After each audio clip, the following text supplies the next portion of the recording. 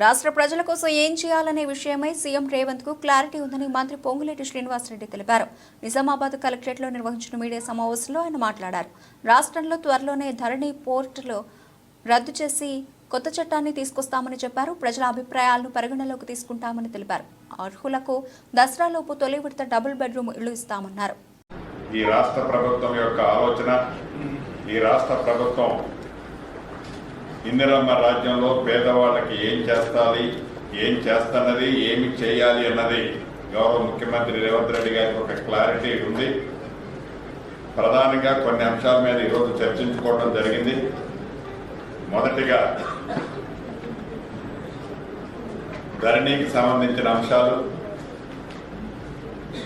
గత ప్రభుత్వంలో ఏవైతే ధరణి ద్వారా సామాన్య రైతులకి, భూమి ఉన్న ప్రతి వారికి ఒక అభద్రతలో లోనై అనేక గ్రామాలలో లక్షలాది మంది భూములున్న ఓనర్లు అభద్రతకు లోనైన సందర్భంలో ఎన్నికలకి ముందు ఈనాటి ముఖ్యమంత్రి, ఆనాటి పిసిసి అధ్యక్షులు వారు ఇందిరమ్మ రాజ్యం వచ్చిన తర్వాత ధరణిని తీసేస్తామని చెప్పి ఆ తీసేసే దాంట్లో భాగంగా రాబోయే కొద్ది రోజుల్లోనే దేశంలోనే ఒక రోల్ మోడల్ అయిన ROR చట్టాన్ని తెలంగాణ రాష్ట్రంలో తీసుకురాబోతున్నాం.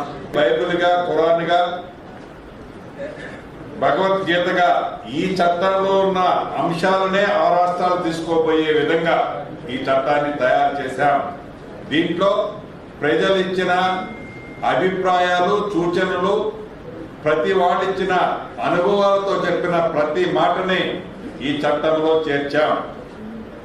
అటువంటి చట్టాన్ని రాబోయే కొద్ది రోజుల్లో తెలంగాణ ప్రజలకి, తెలంగాణ రైతాంగానికి, తెలంగాణ భూములున్న అస్సాములకి ఇవ్వబోతున్నాం.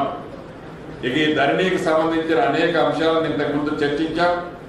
చాలా వరకు చాలా అప్డేట్లో ఈ జిల్లా ధరణికి పెండింగ్ సమస్యలు చాలా వరకు పరిష్కారం చేశారు.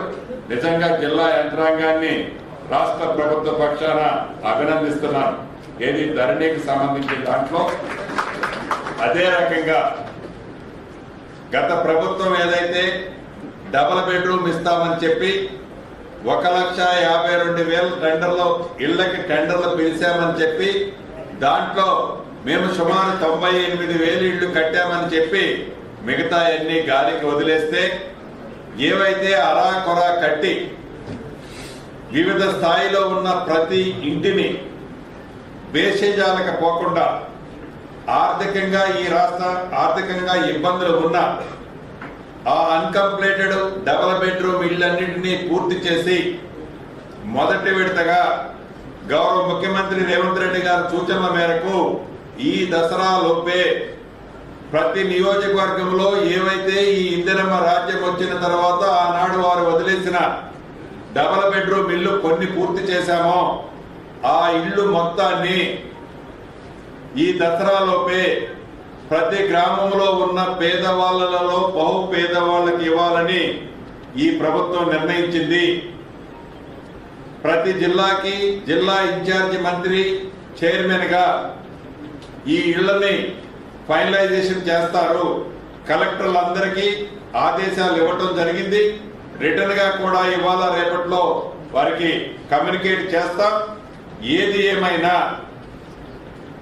కంప్లీట్ అయిన వాటిని, చెయ్యబోయే వాటిని కంప్లీట్ చేసి పేదవారికి ఇవ్వటంతో పాటుగా ఎన్నికల ముందు 6 గ్యారెంటీల్లో ఏవైతే ఇందిరమ్మ రాజ్యం వచ్చిన తర్వాత ప్రతి పేదవాడికి, అర్హులైన వారికి ఇందిరమ్మ ఇల్లు ఇస్తామని చెప్పామో మొదటి విడతగా ఈ నెలలోనే 3,500 నుంచి 4,000 ఇళ్లు ప్రతి నియోజకవర్గానికి ఇందిరమ్మ ఇళ్లు అర్హులైన వాళ్ళకి ప్రభుత్వం ఇవ్వడానికి చిత్తశుద్ధితో ముఖ్యమంత్రి గారి సూచనల మేరకు నిర్ణయం తీసుకోవడం జరిగింది. అవి కూడా విధి విధానాలు అతి కొద్ది రోజుల్లోనే ప్రతి నియోజకవర్గానికి కమ్యూనికేట్ చేయబోతున్నాం. ఈ నిజామాబాద్ జిల్లాలో కూడా సుమారు ఏదైతే 1,616 ఇళ్లు ఈ ఇందిరమ్మ రాజ్యంలో కంప్లీట్ చేసిన డబుల్ బెడ్రూమ్ ఇల్లు ఉన్నాయో వాటిని ఈ దసరా లోపు ఏమైనా పాడై ఉంటే వాటిని రిపేర్ చేయమని కలెక్టర్ గారికి ఇప్పుడే ఆదేశాలు ఇచ్చాం. తప్పకుండా వాటిని రిపేర్ చేసి మౌలిక వసతులను కల్పించి ఈ దసరా లోపు అర్హులైన పేదవాళ్ళకి డబుల్ బెడ్రూమ్ ఇల్లు ఇవ్వబోతున్నాం. వీటితో పాటు ఇందిరమ్మ ఇల్లు కూడా ప్రతి అసెంబ్లీ నియోజకవర్గానికి 3,500 నుంచి 4,000 ఇళ్లు కూడా మొదటి విడతగా ఇవ్వబోతున్నాం. వీటితో పాటు గడిచిన 10 సంవత్సరాలలో బడా బాబులు ఆనాడు పింక్ కలర్ షర్ట్ వేసుకొని